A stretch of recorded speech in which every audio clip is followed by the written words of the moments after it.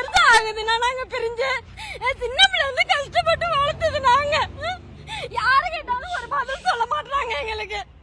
அப்பதான் எல்லாரும் காசு வாங்கி பண்ணாங்க. இப்ப கூடமா விஜய் சார் வந்ததுக்கு அப்புறமே இப்படி நடக்கணுமாண்ணா? கஷ்டமா இருக்கலாம் எனக்கு. பிள்ளைய பெத்து விட்டு ஆனா என் புள்ள விஜய் சார் கூட்டத்துக்கு போயிருந்தாங்கன்னா என் புள்ள இறந்துட்டான் விஜய் இதுல.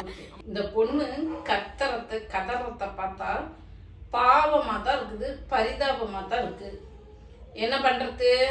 வேலை வாய்ப்பு இந்த கரூர் சம்பவத்துல ஐயோ நம்ம பிள்ளை போயிடுச்சு, நம்ம மனைவி போயிட்டாலே, கணவர் போயிட்டாங்களே அப்படிங்கிற ஆதங்கத்தை விட அப்பா நமக்கு வந்து இவ்வளவு பணம் அரசு சார்பா ஒரு 10 லட்சம் கிடைச்சது.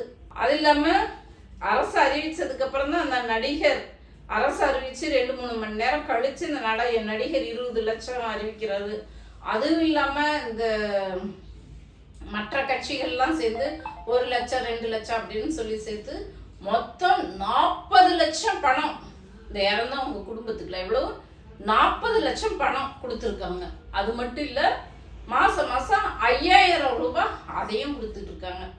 இதையெல்லாம் வாங்கிக்கிட்டு இப்ப இவங்க என்ன பண்றாங்கன்னா, செத்ததை பத்தி என் பொண்ணு போனாலும் பரவாயில்ல, ஆனா அண்ணனை பார்த்துட்டேன், என் புருஷன் போனாலும் பரவாயில்ல, அண்ணன் ரொம்ப நல்லவர் அப்படின்னு சொல்லிக்கிட்டு செத்தாலும் கவலை இல்லை அப்படின்ற மனநிலைக்கு எல்லாரும் வந்துருச்சுங்க. இப்போ இந்த அரசு வேலை இங்க யாரும் செத்தவங்களுக்காக வருத்தப்படுற மாதிரி இல்லை, அரசு வேலைக்கு வேணும் அப்படிங்கிறதுக்காகத்தான் இவங்களோட நோக்கமா இருக்குது. அந்த பொண்ணு கதறுது பாவம். ஆனா இந்த 41 பேருக்கு அரசு வேலை என்பது டிஎன்பிசி எழுதிக்கிட்டு இரவு பகல் தூங்காம 30-40 வயசு வரைக்கும் வேலை கிடைக்காம தனியார்ல இது படிச்சுக்கிட்டே உட்காந்துட்டு இருந்துட்டு தனியாருக்கும் வேலைக்கு போக முடியாம 1/2 மார்க்கு 1 மார்க்கு 2 மார்க்ல ஃபெயில் ஆகி கஷ்டப்படுறவங்களா இருக்காங்க.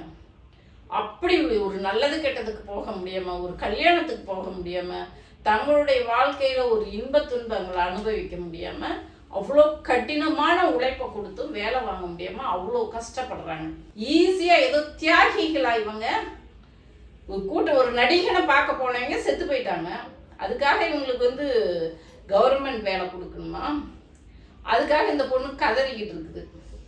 நல்ல வேலை நீதிமன்றம், உயர் நீதிமன்றம் டெம்பரவரி வேலை தான் கொடுக்கணும், பர்மனன்ட் வேலை கொடுக்க கூடாதுன்னு சொல்லிடுச்சு. அதனால இப்ப வந்து அவங்களுக்கு டெம்பரவரி வேலை தான் கொடுக்க போறாங்க.